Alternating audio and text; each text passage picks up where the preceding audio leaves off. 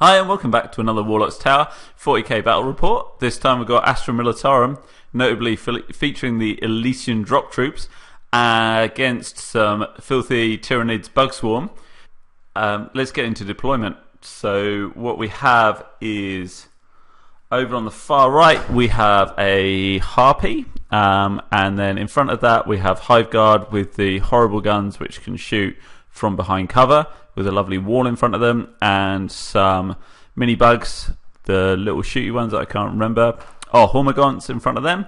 Then we have what used to be a Carnifex with the shooty gun, the anti-tank weapon, and then on top of the walkway, the gangway, we have Gene Stealers. So the Ripper Swarms, the Tyranids, and the Gene Stealers all represent Gene Stealers. So there's quite a lot of them. And then on the bottom, underneath those, are Termagants. And essentially, my opponent James had to deploy pretty much his whole army before I put anything actually on the table, because I've got so many drop troops that I had more deployments in the air than he had on the table.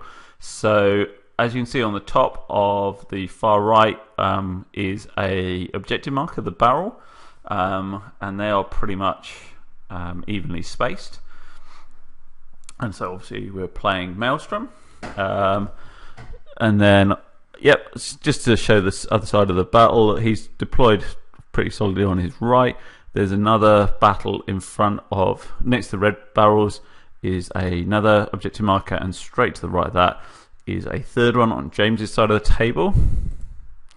And then I've got a unit of Katashan. I've got one detachment of Katashan, so that's a 10-man squad sheltered in behind some scenery, and the unfortunately not painted Le Mans Rust that I've just got 3D printed over on my right. And then in my center I've got two units of Katashan, and there's an officer and an astropath with those guys. And then on my left, the fully painted is a command Le Mans Rust, and then two more. They've all got a single bolt heavy bolter in the hull and a battle cannon. And then in front of those guys is the usually brilliant Vulture gunship. Now, this is a bit of a mistake on my part. I basically took the Katashan guys as a shield, a screen to sit in front of the tanks. That was the plan for deployment. And then I just had a rush of blood to the head and put the troops down near the objectives. Completely ridiculous. I've got so many as was deep striking, grav shoot, insertion guys that I really don't need to worry about that. I can just drop units onto the objectives as and when I need them. So that was pretty foolish. But there is an objective in front of the right hand unit, in front of two of the units of Katashan, and there's a further objective in front of the command tank. So yeah, not a brilliant plan for deployment. Then up in the air I've got 3 units of plasma gun, command squad, drop troops, 3 units of melter gun, command squad, drop troops, a unit of melter gun, stormtroopers, scions, or whatever, command squad again, and a unit of plasma gun, scions, and then one officer and one scion officer to 3 normal officers, and then 3 drop sentinels, each with a multi-melter. We both rolled a 5 to set up, to go first rather, and that basically means James went first, obviously with his lack of drops. I forgot just how fast these guys are, and I also forgot that they're not supersonic and therefore can charge, so they swoop forward 30 inches, straight away threatening those guys. And the bugs swarm forward, obviously ran given their lack of shooting, and the 2 key bits of information. So he's got 2 winged hive tyrants, so they're both the same with shooting and obviously close combat potential. So yeah, they dropped in 9 inches away from my command tank and 9 inches away from my flyer, and they, between a couple of units and the hive tyrants, they shot off my flyer pretty quickly. Yeah, it was such a key piece. I probably should have, in hindsight, moved it on from reserves. it's heavy 40 with the twin Gatling cannons, and I was kind of keen to take out the bugs. I wrote this list thinking about Marines, and suddenly I get faced with a horde of Hormiguns and a horde of Termagants. And yeah, I suddenly realised how then important the battle cannons are to get that double shot. The Catashans, because they're Catashan Le Mans Russes, with the reroll for the D6, also really important. So yeah, let's hope they hang around a little bit longer. Obviously set up to charge the Harpy into the Guardsman, and then decided on better things and whizzed forward into Le Mans Russ. Both of the Hive Tyrants charged into the Le Mans Russ. Nothing happened with the stun and shoot, and he got in pretty easily, so pretty good. And then the Harpy then could turn around after destroying the Le Mans Russ pretty easily and fly into the back of the Guardsman, consolidate into combat. The Le Mans Russ, a bit harder to crack on this side, managed to survive, and that then allowed me to drop in 2 units of melter guns, multi-melter on the drop squad Sentinel, and an officer and a unit of plasma gunners. The Le Mans Russ on my right of those 3 got pretty heavily hit by the long range shooting from the Hive Guard, and so that's now hitting on 5s. Even with that, I thought, yeah, I've got a chance of popping both of these Hive Tyrants. In fact, I thought it was pretty likely.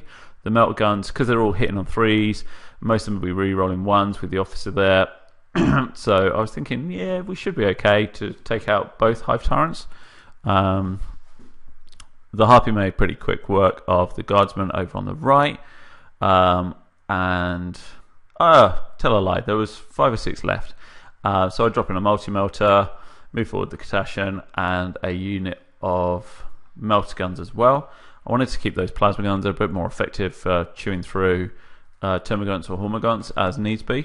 So I take out the Harpy pretty easily. I missed with the multi-melter, but everything else got to shoot and took it out.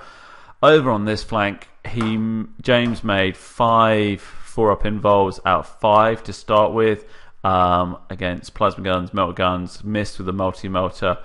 And so my plan to take out both Hive Tyrants ended up with me just taking out the one, which was a significant problem. The Termagants are coming up fast on behind me, and the Gene Stealers aren't far behind those. My plan was to be able to move backwards and still shoot those guys, but now with the Hive Tyrant there, that's going to become a bit of a problem. As we see, flies in, takes out the Le Mans Russ. I think it took a wound from the stun and shoot, that was all. So I drew the card which was to hold objective 5, which is this barrel here. Now, what's quite a nice little thing to do with the Elysian drop troops is drop in an officer and the unit you want to hold the objective, and then you can do the order to run forward in the shooting phase. So basically, I've got an officer here, and I've got to hold the objective with my warlord. So I've got 2 officers positioned. I presume officers can't do orders on themselves. Comment in the section below if you think they can. But yeah, so you drop in 2 officers. I can run forward and hold it.